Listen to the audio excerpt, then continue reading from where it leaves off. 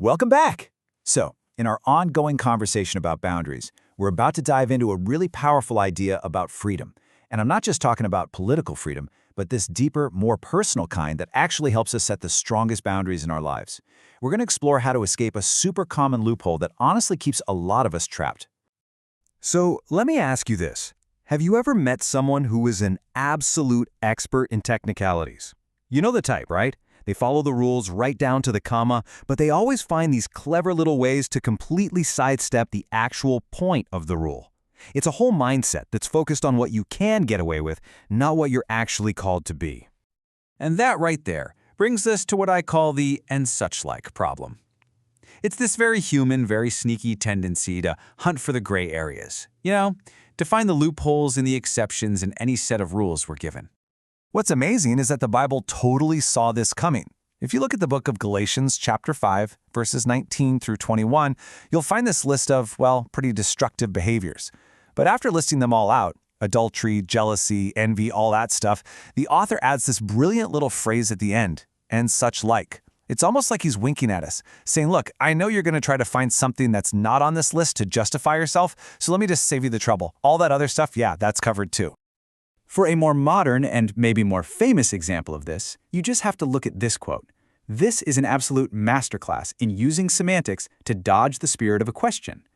This kind of thinking is what allows someone to say, well, technically, I didn't lie, while they completely ignore the fact that their whole intention was to deceive. It's the ultimate and such like move. And here's the bottom line, right? Living in that loophole mentality, it's a trap. It keeps us from ever experiencing genuine freedom, because our minds are always calculating, always looking for an angle, instead of just resting in the spirit of the law, which is really all about love and respect. So this leads us to a really critical distinction we have to make, because it turns out not all freedom is created equal. There are two very different kinds that we absolutely need to understand.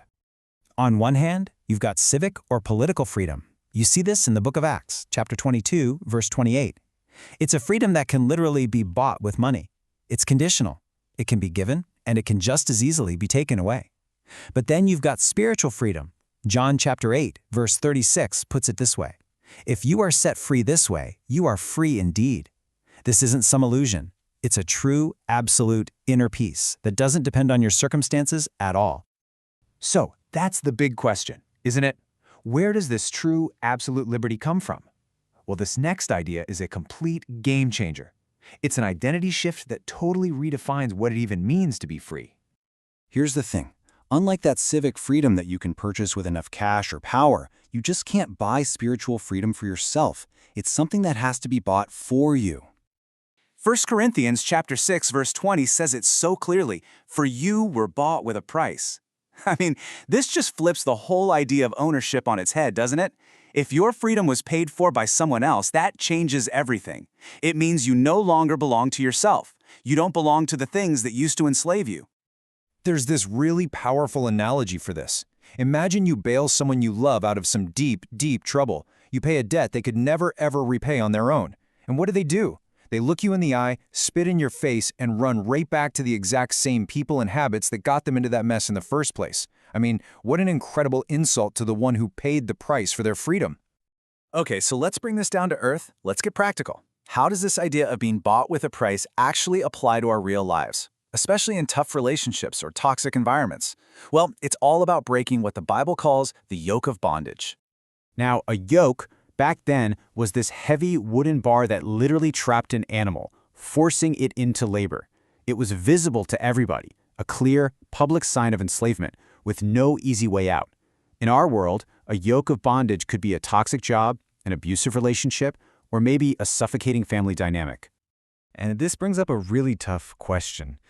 When we see this kind of bondage in our own lives, or in the lives of people we care about, these situations of abuse and control, what does our freedom demand of us? And why on earth do people sometimes stay in situations that are so obviously destructive? Well, one psychological piece of this puzzle is a condition called Stockholm Syndrome.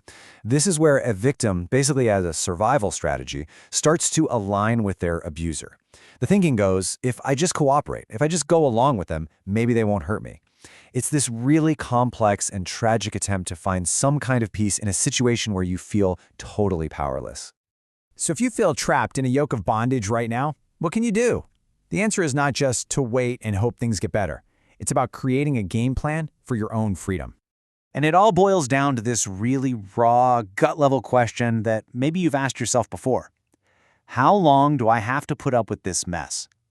That cry from your soul, that feeling of being completely fed up and ready for a change, that is the starting line.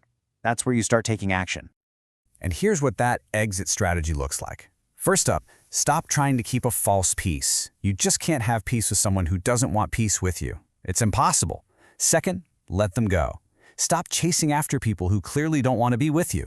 Live in your freedom. Third, and this is huge, build an exit strategy. Now, unless your safety is at immediate risk, in which case you get out now, start making a strategic plan for how you're going to leave. And finally, you have to prioritize your own inner peace. That quiet spirit is worth so much more than any job, any relationship, or any possession. Because at the end of the day, the most powerful boundary you will ever set comes from your core identity. The simplest, strongest, most unshakable reason you won't stay in a harmful place is this simple statement: because I am a possession of the Lord. That's it. No long explanation needed. You were bought with a price, and you belong to the one who set you free. So that leaves us with this one final thought to wrestle with.